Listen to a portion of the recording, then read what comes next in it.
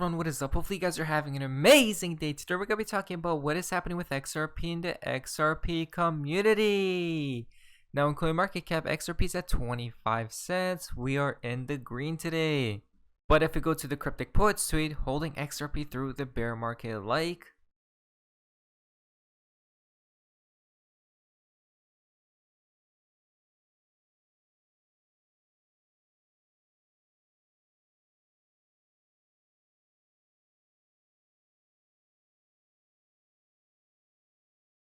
So that was just a fun tweet that I looked at.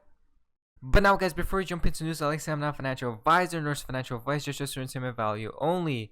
The cool twin is tweet out. Not without a readjustment in the gold price. I think someone came up with a figure of $35,000 an ounce. The argument clearly for it would be that it would force upon the regulators, the official institute, the central bankers in particular, discipline in terms of QE. I suspect that there will be some moment in time, rebalancing. I think they're using the word reset. Nice soft word, perhaps a word like reset, that will occur in the next short few years, and that something new will evolve, and it might involve linking gold partly to gold or something else. I think that there'll be a lot of pressure on central banks to create a new currency that is linked to something that can't be QE'd and created out of thin air. You can't print this stuff. What? So look at that, guys. I thought these were crazy number predictions. However, now the numbers are making more sense as time goes by. XRP, gold standard. Master Crypto tweet out. Corda is going to unplug Swift GPI and plug in RippleNet. I think we are moving into a new world order. I think the Internet of Value, Ripple talks a lot about what payments look like, not just today, but in 10, 20 years. And when we think about that, we talk about this Internet of Value. How do we let value move the way information moves? Next tweet comes from Boy XRP. I think what's really important is that any digital asset to be valuable has to be serving an actual use case. It can't just be speculation. Obviously, a lot of the market today is really speculative. But we think over the long run, it's going to be that combination of deep liquidity, market makers, institutional bets being made. But very importantly, it has to have a use case. We think the use case for the XRP ledger and XRP, the digital asset, is really around initially reducing the cost of liquidity for cross-border payments. Long term, though, we think it's a key winner in this race to be another digital asset for the world for all kinds of use cases. So that's the way we see it. It's a long-term play, has to have value, can't just be a store of value for store of value's sake, has to actually have a use case, and that's how we see this evolving. Okay, final thing, there are a lot of concerns over the centralization of XRP and the amount of pre-mined XRP there are. Can you address that for us quickly? Well, I think this comes from the Bitcoin community, the Ethereum community. There's a religious war going on between platforms, and that whole idea around centralization is bogus. That's just not the way it works. Please look at it. It's an open source system. It's permissionless. You've got 140 public validators. Ripple has like 7%, the company of those. So look, if Ripple went away tomorrow, XRP continues as an open source, permissionless ledger. We would say it's easily as decentralized as Bitcoin or Ethereum. So some ways you'd argue even more so, given that proof of work leads to more centralization, as you're seeing with Bitmain in China, and whereas consensus systems become more and more decentralized. So, yeah, but important to remember, this is a religious war between these platforms, and you see a lot of nonsense and FUD out there. Look at the facts, and I think it's pretty clear.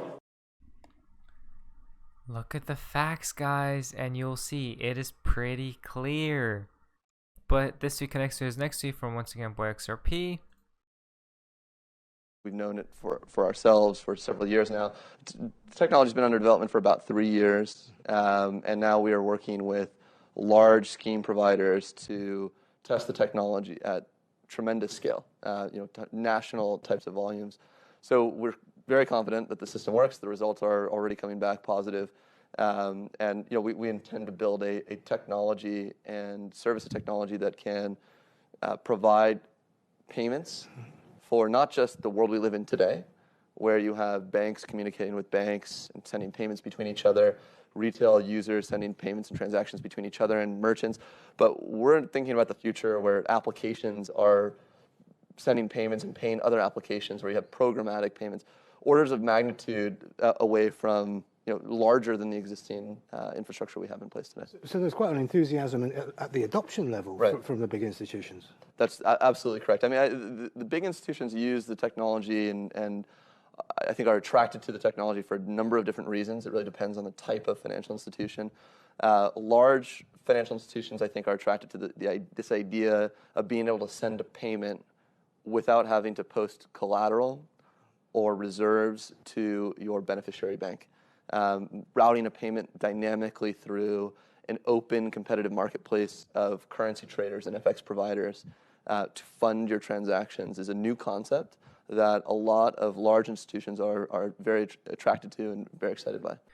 Now guys, there's the fun part of XRP in the XRP community. Now this is quite interesting. It's easy to tweet out.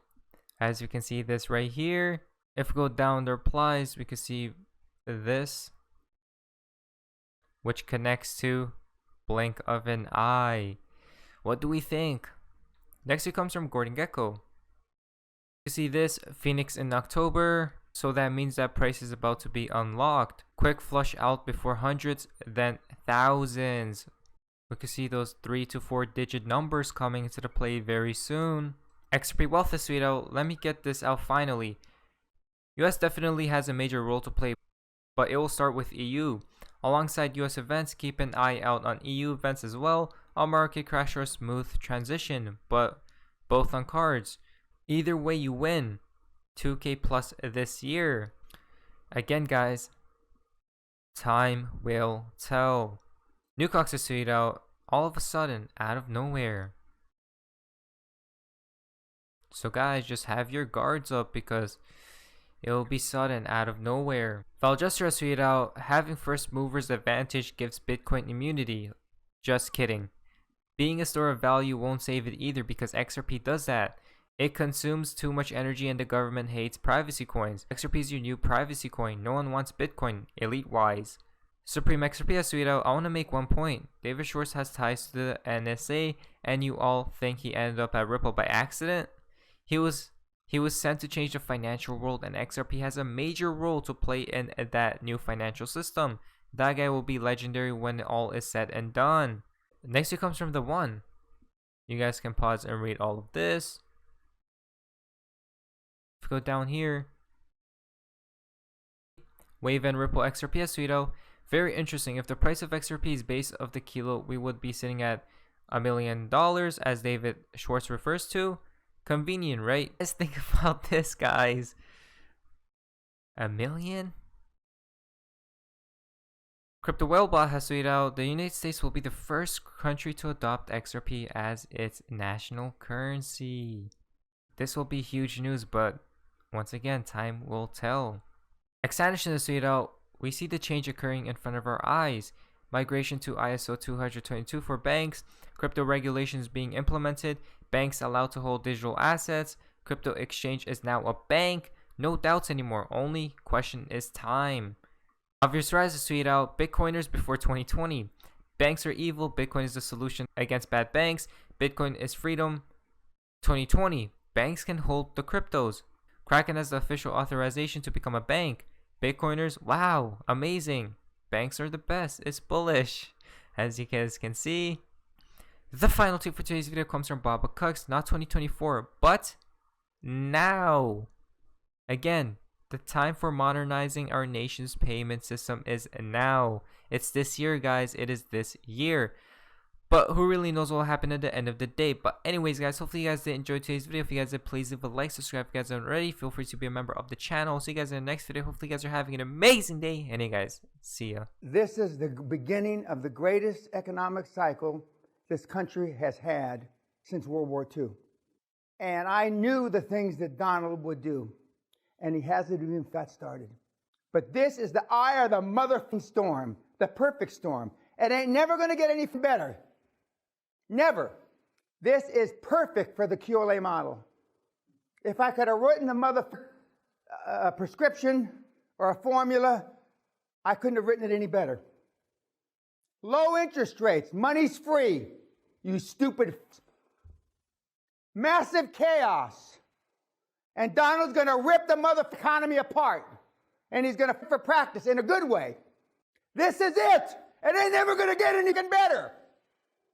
This is like a multiple orgasm the rest of your life, you fucking slags that are in the audience. This is it. Sometimes I don't want to hear what Dan has to tell me. But as I wrote in one of my blogs, the old man, he's always right. Because he's telling you what you don't want to hear about yourself, but what you know is true. And that is, you're not stepping yourself up. You're not stepping your game up. And you get caught up in fear. As Dan says, false expectations appear in reality.